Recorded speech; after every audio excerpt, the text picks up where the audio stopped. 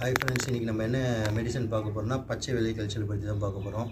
பச்சை வெள்ளை கல்ச்சல் எதுக்கு வருதுன்னா, ஃபஸ்ட்டு ஸ்டொமக் இன்ஃபெக்ஷன் சொல்லுவாங்க தெரியுமா, அதால் தான் வருது. வயிற்று புண், அதால் மட்டும்தான் வந்து பச்சை கல்ச்சல் வெள்ளை கல்ச்சல், அதாவது லூஸ் மோஷன் மாதிரி ஆகும் தெரியுமா, அது வரும். சரிங்களா? அதுக்கு நம்ம என்ன பண்ணோன்னா வந்து வயிற்று புண்ணை ஃபஸ்ட்டு ஆற்றணும். அது சில பேர் என்ன பண்ணுறாங்கன்னா, மெடிசன்லாம் நல்லா கரெக்டாக யூடியூப்பில் பார்க்குறாங்க, எல்லாமே பண்ணுறாங்க. ஆனால் நான் ஒன்று ஒரு 10-15 நாள் பண்ணுறாங்க, அதுக்கு சரியாக மோஷன் போகுதுன்னு சொல்லிட்டு திரும்ப வந்து அதை அப்படியே விட்டுறாங்க. சரியாயிடுச்சுன்னு திரும்ப நான் ஒன்று முழுசாக சரியாகாமல் திரும்ப அது ஸ்டார்ட் ஆகி திரும்ப வந்து கோழி சாகிற அளவுக்கு நிலைமைக்கு போயிடும். அது நம்ம எப்படி பண்ணணும்னா, இப்போது அந்த பச்சை வெள்ளை கல்ச்சலுக்கு நம்ம இப்போது ட்ரீட்மெண்ட் ஸ்டார்ட் பண்ணோன்னா 30 to 45 days கண்டிப்பாக அதை தனியாக ஒரு ரிங்கில் போட்டு பார்த்தா மட்டும்தான் அது 100% க்யூர் ஆகும். சரிங்களா? அதை பற்றி தான் இந்த வீடியோவில் பார்க்க போகிறோம். வீடியோக்குள்ளே போகலாம், ஓகேங்களா? ஃபஸ்ட்டு நம்ம என்ன பண்ணணும்னா, டெரிப்ளின், ஜென்டாலேப், டெக்ஸ்டாலேப் அந்த 3 இன்ஜெக்ஷனும் 0.5 1.5 ml. சரிங்களா?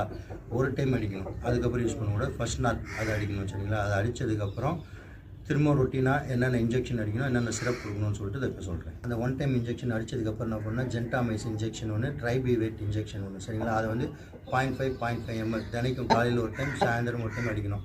அதுக்கப்புறம் என்ன பண்ணணும்னா, செரிமானம் ஆகிற அளவுக்கு, அதாவது இட்லி குளுக்கோஸ் இல்லை பொற குளுக்கோஸ் இல்லைனா ரஸ்க்கு குளுக்கோஸ் அந்த மாதிரி செரிமானம் ஆகிற அளவுக்கு வந்து காலையில் ஒரு 10 உண்டை, சாயந்தரம் ஒரு 10 உண்டை விடுங்க. ஏன்னா செரிமானம் ஆகணும். இல்லைனா உள்ளுக்குள்ள அந்த இன்ஃபெக்ஷனுக்கு நம்ம கம்புக்கு ஒரு குத்துனா திரும்ப பாத்ரூம் போகும்போது நம்ம வெள்ளை கல்ச்சல் இல்லாமல் அது கூட சேர்ந்து அந்த சாப்பிட்டதும் செரிமானம் பின்னாடி வந்து வந்துகிட்டே இருக்கும்.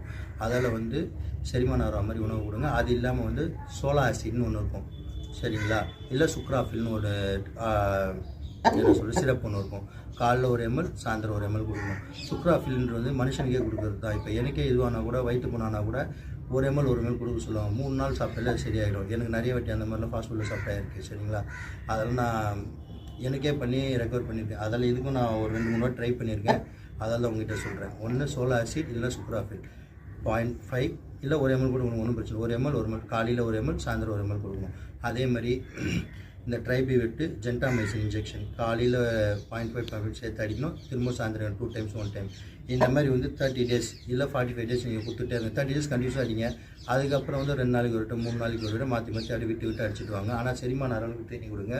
ரிங்கில் வச்சு பார்த்துட்டு இருங்க. கண்டிப்பாக வந்து 100% ரிசல்ட் வரும். இது வந்து நானாக சொல்ல, நான் கற்றுக்கிற ஒரு புதுசில் வந்து ஒரு 4 to 5 years பேக் வந்து யூடியூப்பில் பார்த்தேன். யூடியூப்பில் பார்த்து ஒருத்தர் சொல்லியிருந்தார். அவர் பேர் மென்ஷன் பண்ண விரும்பல, ஏன்னா எதாவது தப்பாக எடுத்துக்க போகிறான்னு சொல்லிட்டு. அவர் சொன்னார். அது மாதிரி செஞ்சு பார்த்தேன். கண்டிப்பாக எனக்கு ரிசல்ட் கிடச்சி. இது வந்து 3-4 கோழி காப்பாற்றிருக்கேன். அதால் தான் உங்கள்கிட்ட சொல்கிறேன். இந்த வீடியோ பிடிச்சிருந்தா லைக் பண்ணுங்கள், கமெண்ட் பண்ணுங்கள், மறக்காமல் ஃபாலோ பண்ணுங்கள் ஃப்ரெண்ட்ஸ். ஃபாலோ ரொம்ப தேவைப்படுது. சரிங்களா? Thank you friends.